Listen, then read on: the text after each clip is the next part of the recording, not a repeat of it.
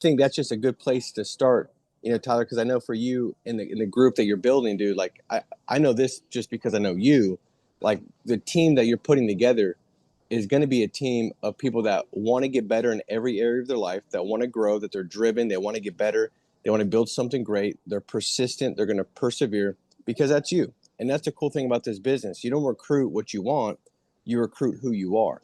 And so as you get better and as you grow and develop, you're going to start to recruit better and you're going to start to grow better because you're better. And so it's just a kind of a cool business that as you become that expert, you're actually going to attract more experts because you attract who you are, not what you want. So I don't know if that makes any kind of sense. I'll stop talking and pass it back to you, Tyler. But man, it's good to be on with you guys.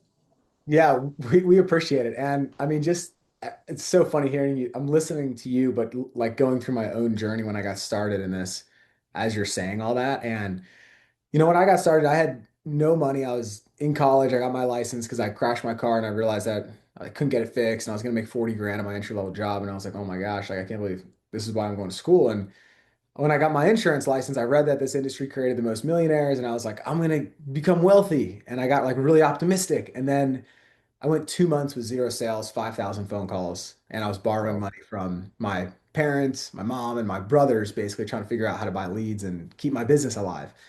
And it's crazy because, like, in my mind, though, I was like you said, like persistent, persevere, like overcome. Like I knew that I was like, I just want the fruits of this business so bad that it didn't really matter what happened in the middle. I was like, I'm gonna make this happen. Yeah. And there was a point where like I was stressed, like I was stressed, but I still had this idea in my mind of where I wanted to go, and that kept me alive to stay in the fight. And then I ended up dropping out of school and I ended up taking out a loan for 1,500 bucks. I didn't even know you could do that, but I was Googling and trying to figure out how to, get off the ground, and I made that happen. And then I finally made my first three sales. And then the next month I wrote 40 grand, my fourth month in the business. And so even though everyone's getting started story is so different. Yeah. Steven on here came in right away and he had a bunch of business immediately. But that like attitude, and I think that it is like there is like something about like that kind of, what you're working towards. And as a new agent, just it alone, like you get paid 25% more in year two than you did in year one because you have your back end payouts paying out. And so like what was your perspective like and experience like when you got started? Did you just come in and like crush it? Like you guys were doing in-homes, paper applications, like what what was that like and what kept you going through those challenges?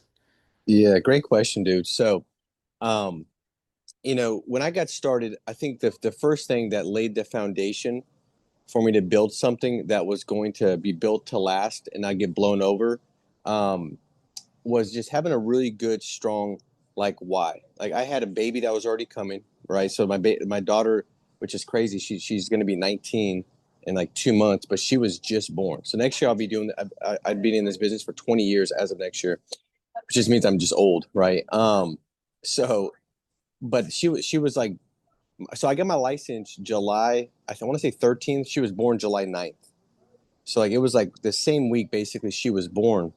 And I didn't really have a plan B, dude. It's like my plan B was go to college for like, 4 years, maybe get a degree. Nobody in my family tree had ever like made six figures, had a degree, nothing.